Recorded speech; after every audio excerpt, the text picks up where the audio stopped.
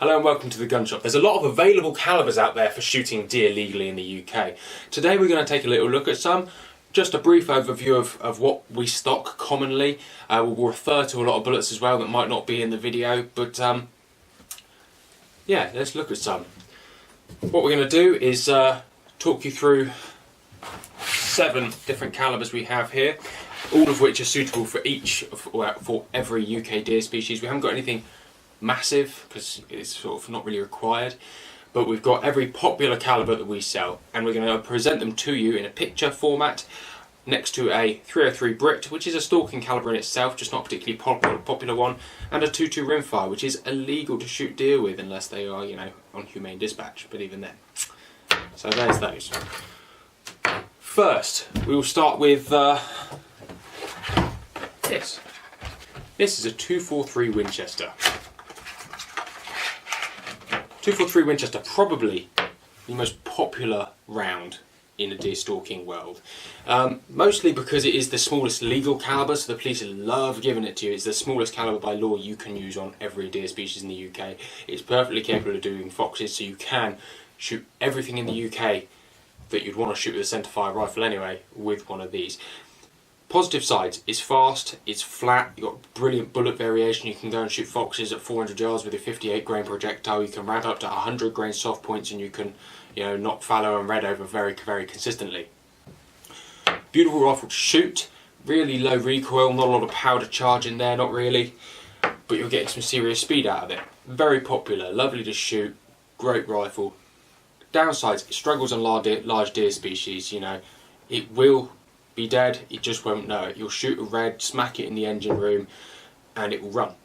You know, it might run 100 or 200 yards. You might shoot a fallow, it might run.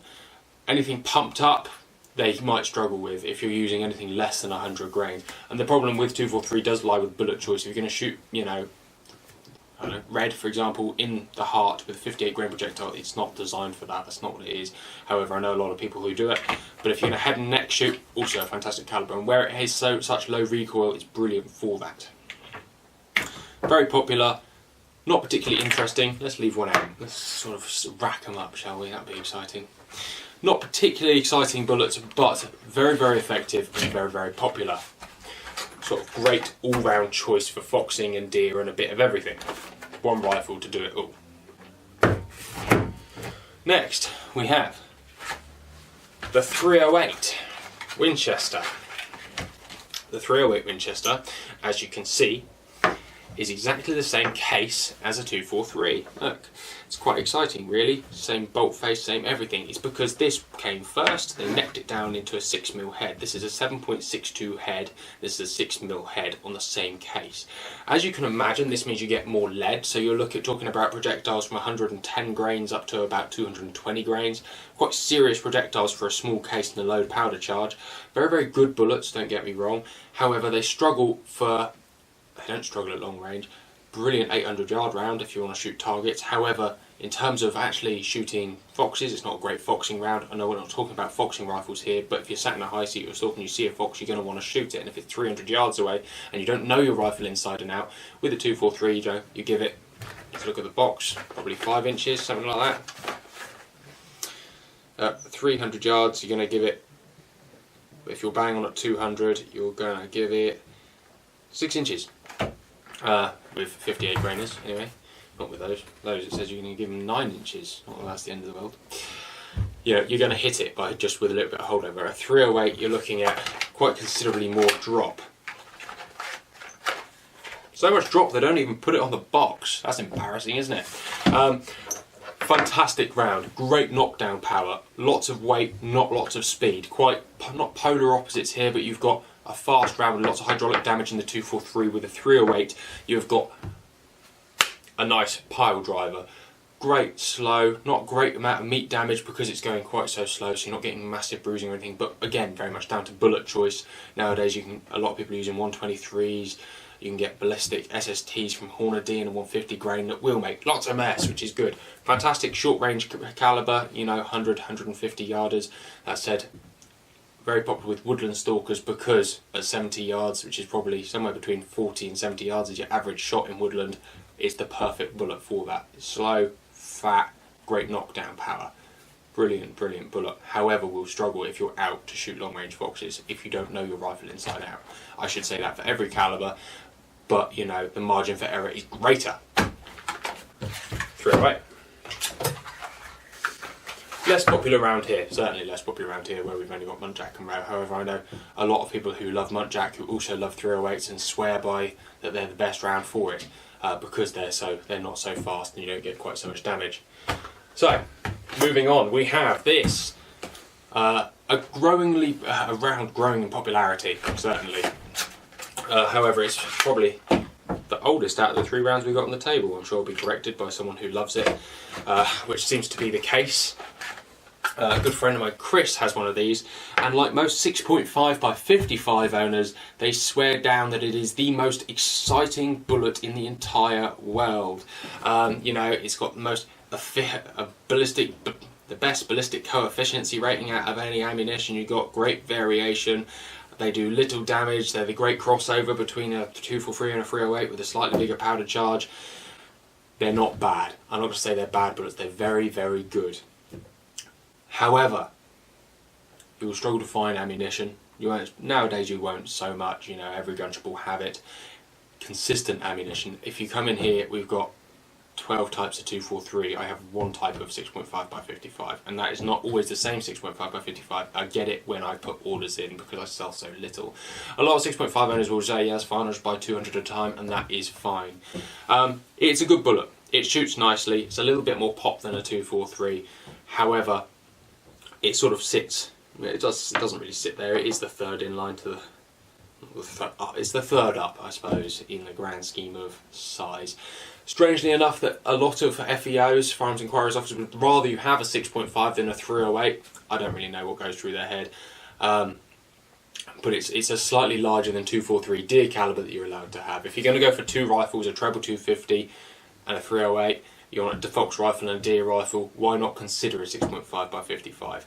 They're not that bad. Personally, if I was going to use a 6.5, I've shot 6.5s, I've shot 243s.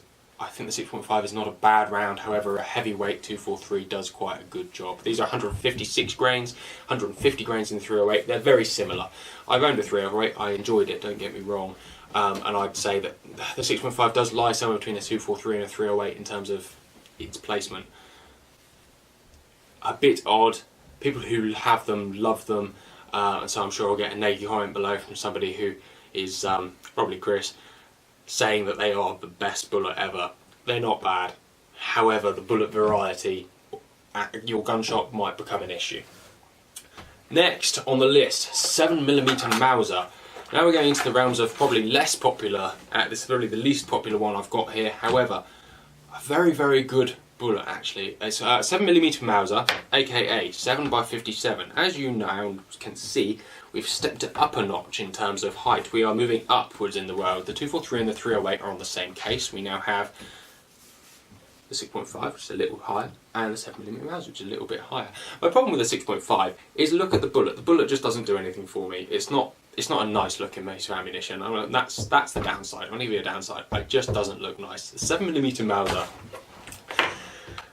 moving off the 6.5, or 7x57.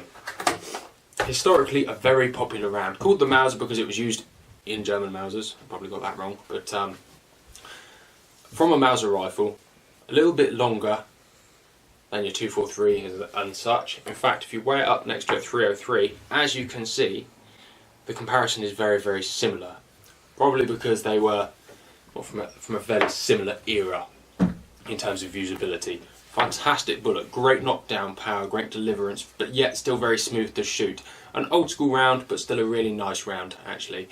Something I've contemplated having for a long time. However, if you thought 6.5 by 55 was hard to get, try and get 7 by 57 ammunition. That's going to be even harder to find. Again, great bullets if you want to load them. But moving off of these are great sort of mid-range calibers. If you're going to start shooting your larger deer, or you want just a deer-specific rifle, a 7 by 57 or a 6.5 by 55, or to be fair, a 308, are fantastic deer rifles. However, just a little bit big for fox shooting, which is why the 243 is so popular, because you can invest all your money into one setup and go out and shoot everything. And the FEOs, the Firearms Inquiries Office, are just happy with that. They're very happy with that.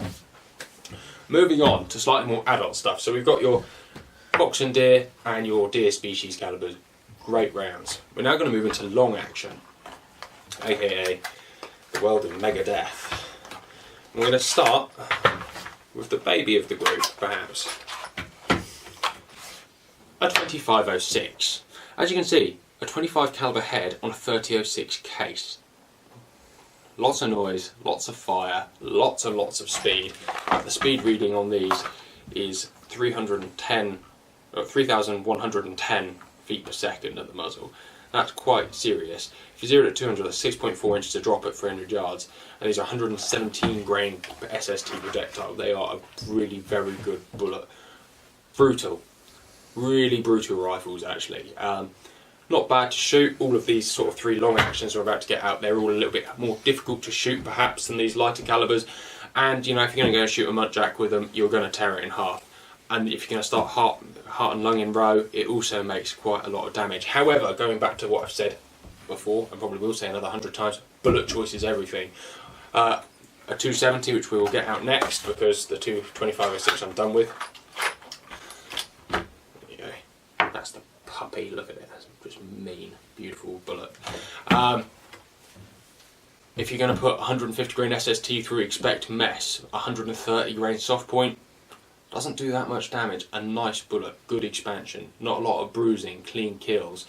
And it's a case with each of these bullets is about finding a head, a projectile, a bullet head that you are happy with for your complete ammunition to do the job that you want. You know, if you're going to head shoot stuff, neck shoot stuff, you want something that rips a nice hole, 55, 58 grain SST, something that makes fast, expanding, big holes, so if you don't put it quite right, you're still going to do enough hydraulic damage to kill the animal. If you're going to heart lung it, you want something a little bit less vicious, so you're not damaging as much shoulder meat as humanly possible. And moving on, we have finally, and we can talk about these 3 in unison, I suppose. This is the 3006, 30 Boom Boom. All of these fantastic, fantastic bullets, actually. If you're looking for clean kills, no running, these are the 3 to go for. However, they are not nice to shoot. Reputation of these bullets, especially the 270, is as such that, you know, back when it was made, back in the 60s, there weren't moderators around, we didn't have silencers, so if you shot a nice lightweight sporting rifle, it would kick you hard, and it wouldn't be nice and easy to shoot. So you'd end up with, you know, pain on your face, pain in your shoulder, and not great consistent groups. However, with modern moderators, you can quite happily throw a group on your fingernail at 100 yards without developing a flinch, and you can still point it at the animal, go bang, and watch it hit the animal. You can see that. It's going to be easier with a 243. It does take a bit more practice to learn to shoot these big guns, these sort of adult calibers, if you will. Unnecessary. I'm going to say this, and it's going to be heartbreaking to yourself. Unnecessary. In the UK, you do not need these long action calibers, down south at least. Up north, in Scotland, if you're going to start shooting at slightly longer range, at Reds and Seeker consistently, you do want them. It's your bread and butter is shooting 200 yard beasts. That is what you want. Great knockdown power, lots of speed, lots of bang, deliverance, immense deliverance. However, down here, if you're shooting row at 60 yards, it's too much. But at the same time, is there such a thing as overkill? There's another video in itself. Personally, I like stuff to be shot dead on the ground, and that is why we stalk. We stalk to reduce the population, to provide meat for ourselves, but most importantly to ensure humane kills. That's why we're there, or else we just trap them and shoot them with shotguns like they did back in the 70s, right? So, no, there isn't too much. There isn't such thing as too much death. So this is why these 3 rounds exist. Ultra Death, Mega Death, soup makers, the religious rifles because it makes stuff holy, you know, whatever you want to call them, they're there, they're big. We then have your mid-range going back, your 6.5 by 55 and your 7 by 57, good bullets but hard to find. And then you have your ever popular 243 and 308. The 308, again, not too hard to find. You'll always find 123 grains everywhere, they're so popular, and 150 grain heads at your gun shop, so you'll always be able to get them, and there'll always be a couple of choices. This might not be the same, and that will be sort of the same for these larger calibers, maybe not 2506 but 270 and 3006. You will always find a couple of choices. But 243, unfortunately, it's not unfortunate at all. It's a brilliant rifle. Smooth, easy to shoot. There's a reason it's the most popular bullet in the UK for large species. it's easy to shoot, the bullets are available, and that is why it is the king of the hill, I suppose. Personally, however, it's got to be this one, the 270. You shoot, stuff falls over, and that's what it's all about.